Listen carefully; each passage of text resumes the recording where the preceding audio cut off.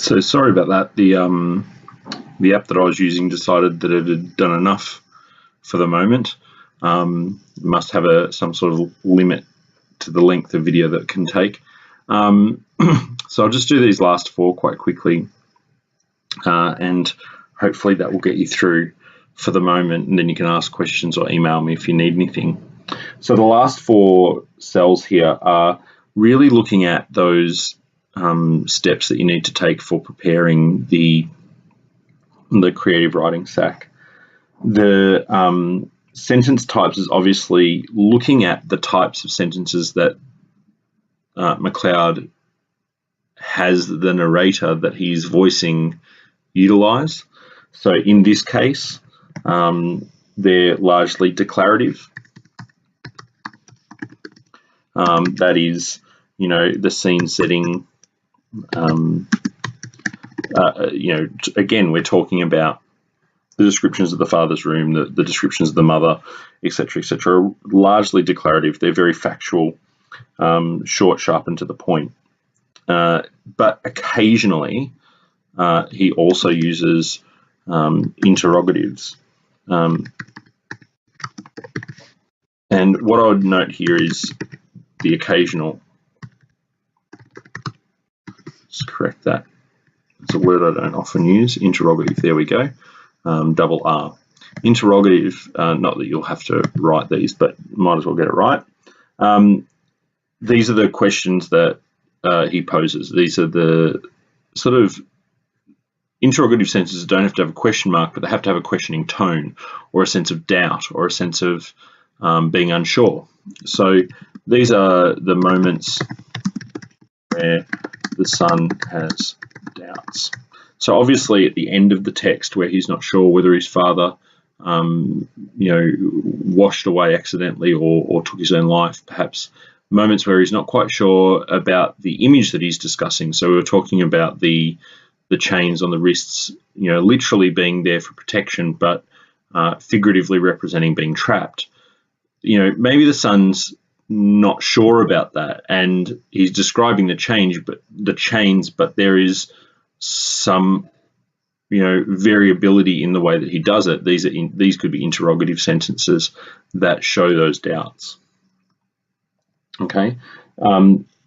This is different from sentence structure. So the sentence types is really the purpose of the sentence or the nature of the sentence, whereas the sentence structure is about the grammar. So, why is a simple sentence used? Why is a compound sentence used? Where they're used? What is the purpose of those? Does it increase speed? Does it increase tension? So we're talking about simple, compound, complex, and like before with the thinking about the register or thinking about the repetition, we are looking about the effect. So this can be about moving the story on at a certain pace. It can be about slowing things down.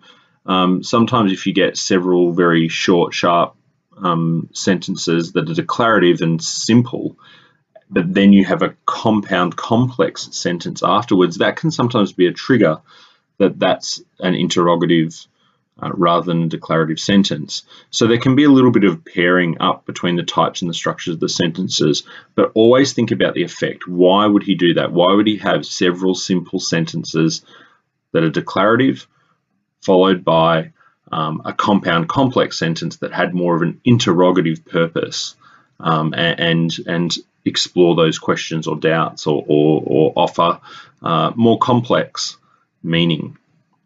Okay. Contextual evidence, this is a bit of a hunting mission for you. So, when is it set? And where? Now, we've talked about the setting before, the domestic and geographic, but this is really you looking for seeds. So if you had to write within this place, what could you take that you could seed into your story, into your response, that would tell us that it's in that place and time? So it might be, family approach. It might be clothing, it might be cultural references. You know, what is there in this story that locates it within, say, the 1940s or 1950s that allows us to know that without having a date? What could you take if you wanted to write from the father's point of view and have a very clear understanding that it's set at that time? So is it the names of titles of texts? Is it songs that play on the radio? Is it, you know, the nature of the way people speak to each other? What are those seeds that you can plant that expose the setting, that expose the context of the story without actually having to tell the reader what that is?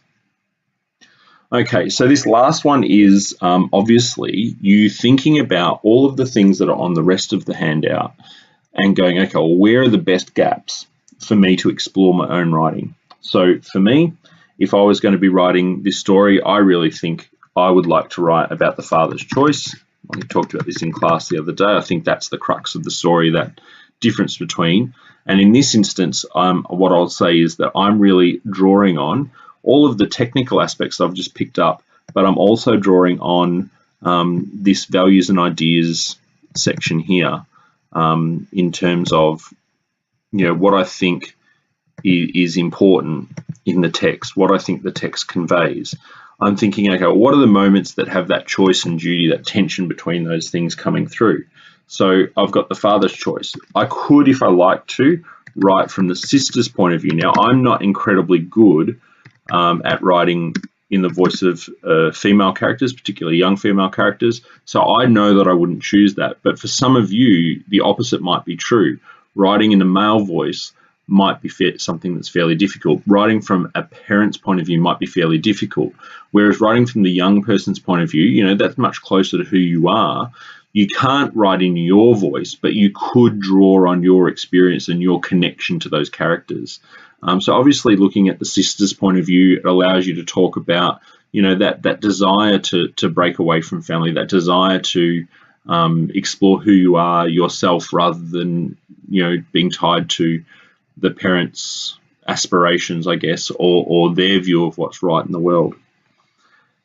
Equally, you might feel like the mother is a voice that doesn't get heard very much. Obviously, the son is less concerned with her choices and what drives her, but you could explore that because that's underdeveloped.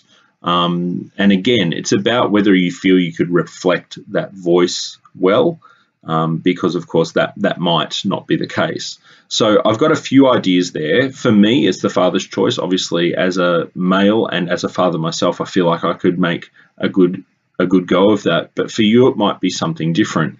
There would be nothing wrong with exploring other moments in the narrator's experience. You know, he's drawn on these moments at this time, but he might come back at another stage and talk about, you know, interaction with his sisters, or he might talk about interaction with his father in an earlier moment or another moment.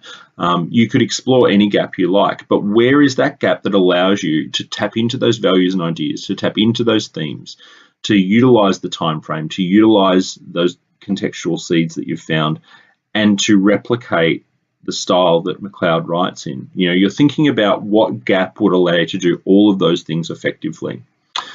Okay, so that's the handout, and hopefully that makes sense. Sorry that the video was split into two parts. Hopefully I'll get better at using this software and working out the bits and pieces that make it most advantageous to you. As I said, please send me any emails or questions that you might have.